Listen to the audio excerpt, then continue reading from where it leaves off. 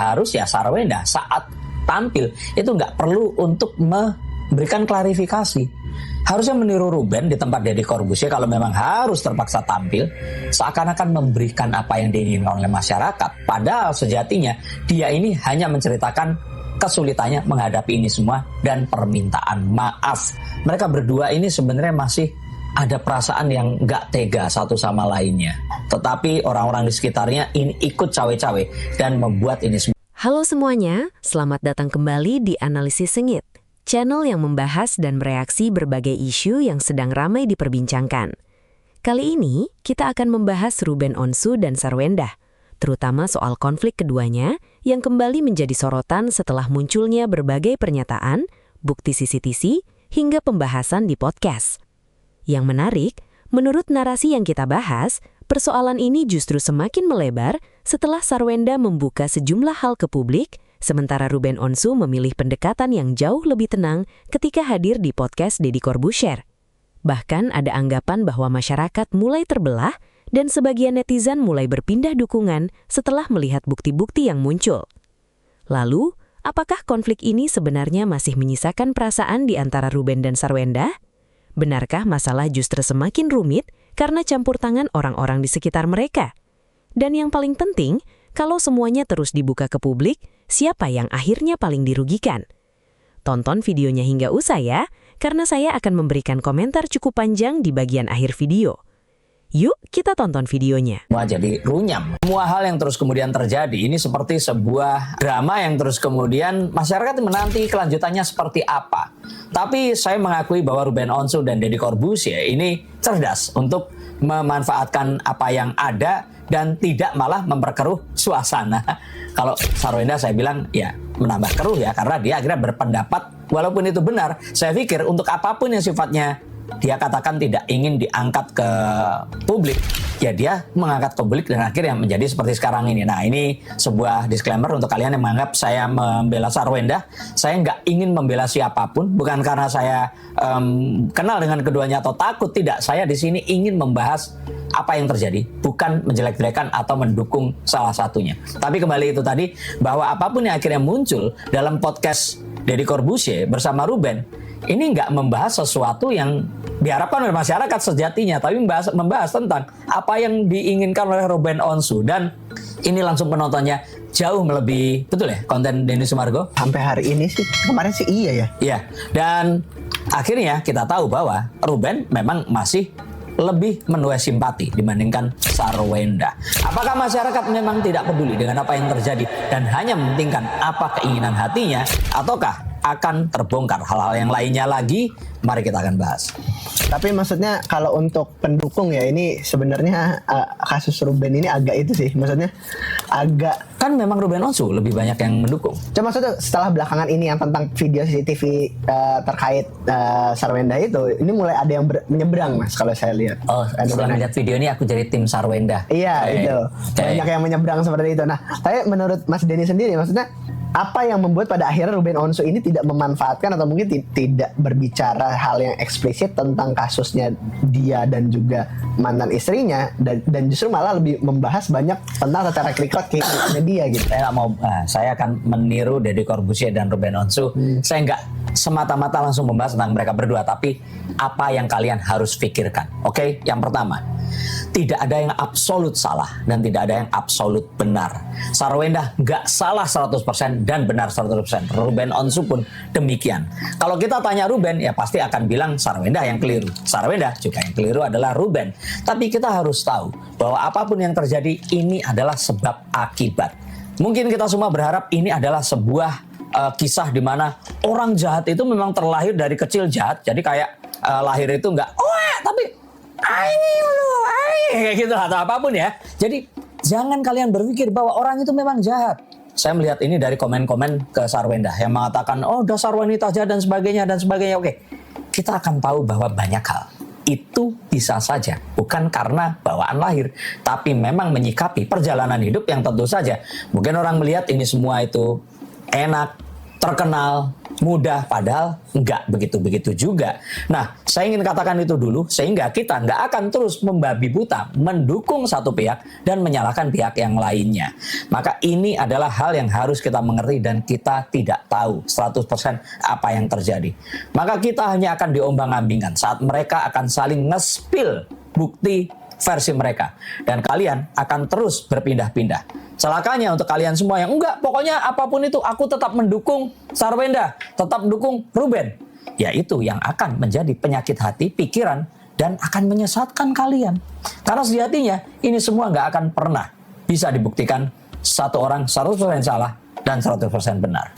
Mas, tapi kalau untuk masalah ini kan sebenarnya polanya ini kan seperti pelana kuda ya. Kemarin sempat naik, terus sempat turun tuh tenang-tenang, terus tiba-tiba naik lagi begitu dibuka oleh Sarwenda masuk podcastnya Denny Sumargo.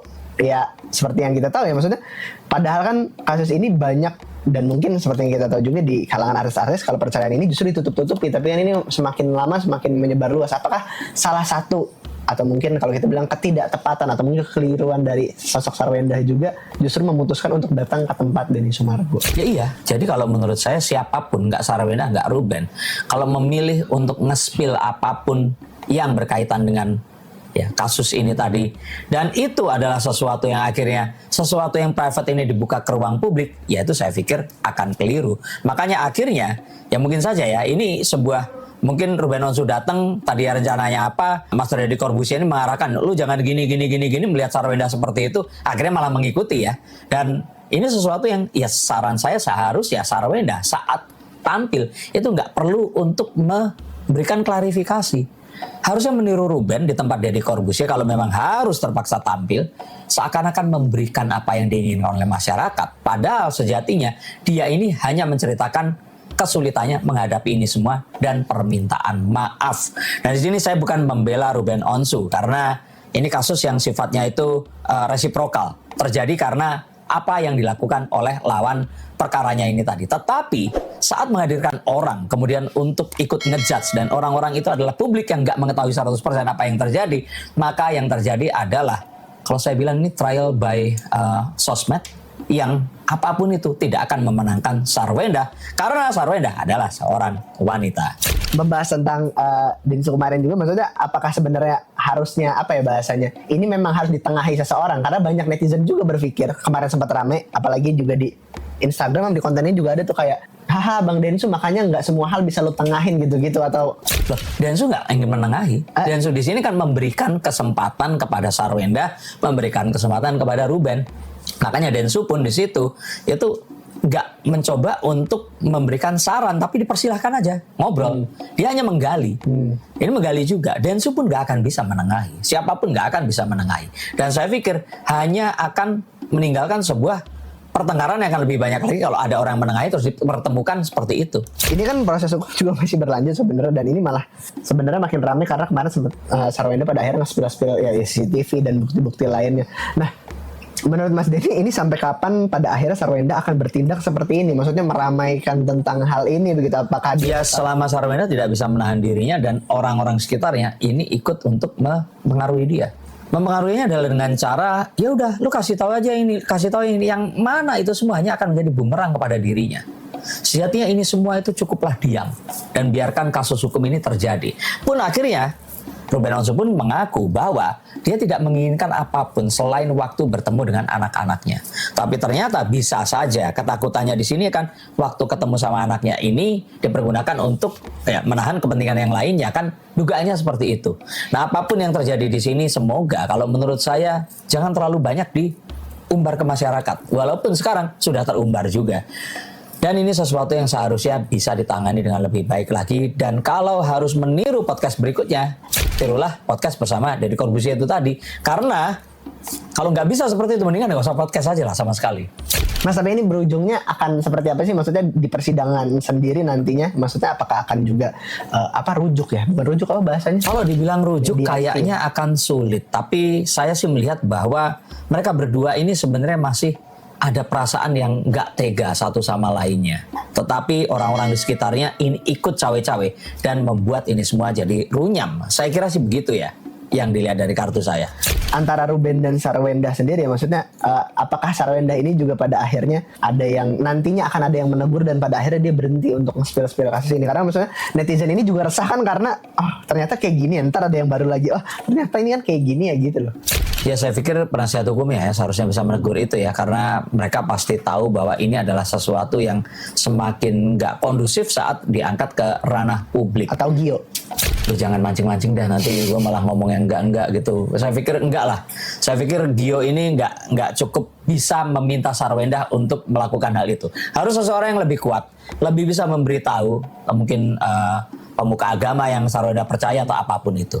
Tapi kasus Ruben sendiri, ini kan bahasanya dia kan pada akhirnya lebih lebih tenang dan juga nggak membahas tentang kasus ini di di podcast Om Deddy Corbuzier kemarin. Nah di satu sisi juga banyak juga tetap ada orang yang seperti yang kita tahu ya di dalam kasus ini tuh banyak huru-haranya, kayak kemarin pengacara Ruben juga datang ke sini dan diduga maksudnya kayak kemarin pengacaranya malah menimbulkan keributan baru. Yang keduanya SIV iya, gitu kan, ya. Terus begitu ke Deddy Corbuziernya maka Ruben yang datang dan dia mencegah itu dengan ya udah kita nggak usah bahas kasus ini. Nah menurut Mas Denny sendiri apakah maksudnya Ruben juga punya ketakutan tersendiri maksudnya untuk membahas kasus ini gitu?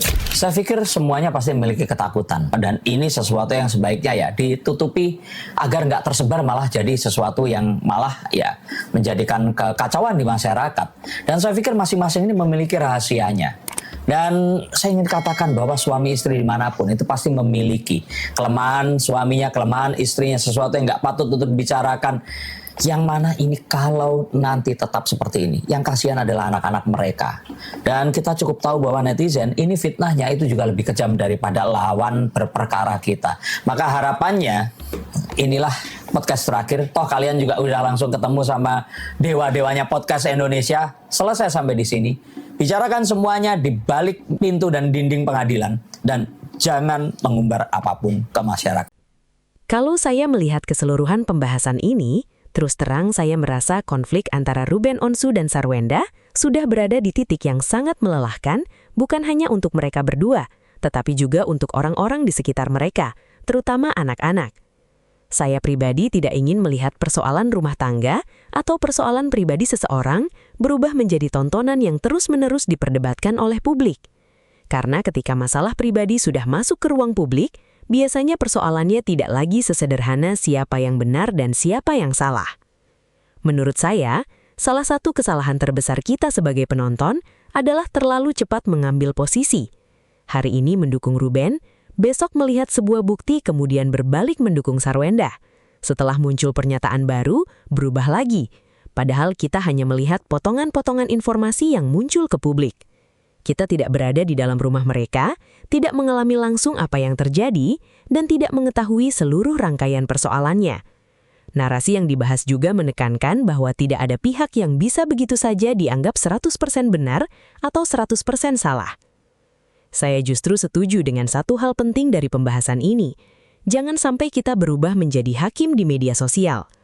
Menurut saya, netizen seringkali terlalu mudah memberikan label kepada seseorang hanya berdasarkan satu video, satu potongan podcast, satu komentar atau satu bukti yang belum tentu menggambarkan keseluruhan keadaan.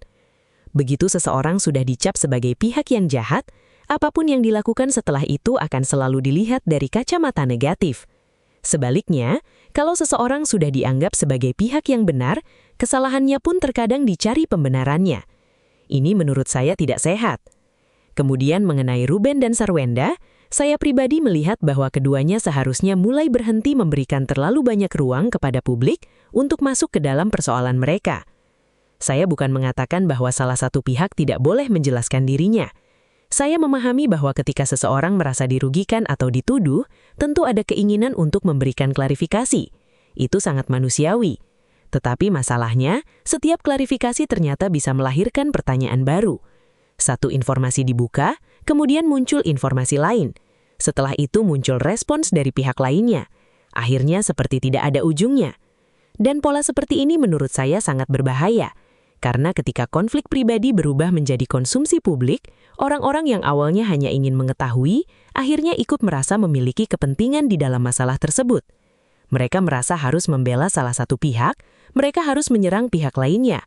Bahkan ada yang sampai mengeluarkan komentar yang sangat kasar, padahal mereka sendiri tidak mengenal kedua orang tersebut secara pribadi. Saya juga melihat perbedaan cara Ruben dan Sarwendah menghadapi sorotan publik menjadi salah satu hal yang membuat situasi semakin menarik perhatian. Dalam pembahasan ini, Ruben dinilai lebih memilih tidak mengupas persoalan tersebut secara eksplisit ketika berada di podcast Deddy Corbuzier, dan lebih banyak membicarakan perjalanan hidup serta kesulitan yang sedang dihadapinya. Menurut saya memang pendekatan seperti itu lebih aman kalau tujuannya adalah meredakan keadaan. Bukan berarti diam otomatis membuat seseorang benar, tetapi setidaknya tidak menambahkan bahan baru untuk diperdebatkan. Sementara itu, ketika bukti seperti CCTV atau informasi lain mulai dilemparkan ke ruang publik, respons masyarakat tentu akan semakin besar. Dan kalau saya boleh subjektif, saya merasa semakin banyak informasi pribadi yang dibuka, semakin sulit juga kedua belah pihak untuk menghentikan konflik ini. Karena setelah sesuatu terlanjur diketahui publik, informasi tersebut tidak bisa ditarik kembali. Netizen akan terus membahasnya, membuat teori, mengambil kesimpulan, bahkan mungkin menghubungkannya dengan hal-hal lain yang sebenarnya belum tentu berkaitan. Yang paling membuat saya khawatir justru dampaknya kepada anak-anak mereka. Dalam narasi ini juga muncul kekhawatiran bahwa kalau persoalan tersebut terus diumbar, pada akhirnya anak-anak yang akan ikut terkena dampaknya. Menurut saya, ini bagian yang harus benar-benar dipikirkan. Orang dewasa mungkin masih bisa menghadapi komentar netizen, masih bisa memberikan klarifikasi, atau masih bisa memilih untuk tidak membaca media sosial. Tetapi anak-anak belum tentu mempunyai kemampuan yang sama untuk menghadapi tekanan seperti itu. Karena itu, kalau saya memberikan komentar secara pribadi, saya justru berharap konflik ini segera masuk ke fase yang lebih tenang. Kalau memang ada proses hukum, biarkan proses tersebut berjalan sesuai jalurnya. Kalau ada sesuatu yang harus dibuktikan, buktikan melalui mekanisme yang memang tersedia, bukan melalui perang pernyataan di media sosial. Kalau ada sesuatu yang harus disampaikan kepada pihak lain, menurut saya jauh lebih baik disampaikan melalui jalur yang tepat daripada menjadikannya konsumsi miliaran orang. Saya juga tidak sepakat kalau kita sebagai penonton terus menuntut mereka untuk membuka semua rahasia. Kita sering mengatakan, ayo bongkar semuanya. Tetapi kita tidak pernah tahu apa akibat dari semua yang dibongkar tersebut. Bisa saja ada hal yang sebenarnya sangat pribadi, ada hal yang menyangkut keluarga, ada hal yang menyangkut anak, atau ada sesuatu yang setelah diketahui publik justru membuat keadaan semakin buruk. Jadi kalau saya boleh memberikan satu kesimpulan pribadi, saya berharap baik Ruben maupun Sarwendah sama-sama berhenti sejenak dari perang narasi. Bukan berarti harus mengalah, bukan berarti harus mengakui sesuatu yang tidak dilakukan, dan bukan berarti harus membiarkan dirinya disalahkan. Tetapi ada waktunya persoalan seperti ini harus ditangani lebih tertutup dan lebih dewasa. Dan untuk kita sebagai penonton, saya rasa kita juga perlu belajar menahan diri. Kita boleh punya pendapat, boleh merasa simpati kepada Ruben, boleh juga memahami posisi Sarwendah, tetapi jangan sampai dukungan kita berubah menjadi kebencian kepada pihak lainnya. Karena pada akhirnya, merekalah yang menjalani kehidupan tersebut, sedangkan kita hanya menyaksikan dari luar. Menurut saya, kalau benar-benar ingin melihat persoalan ini selesai, maka berhentilah menjadikan setiap perkembangan sebagai bahan perang baru.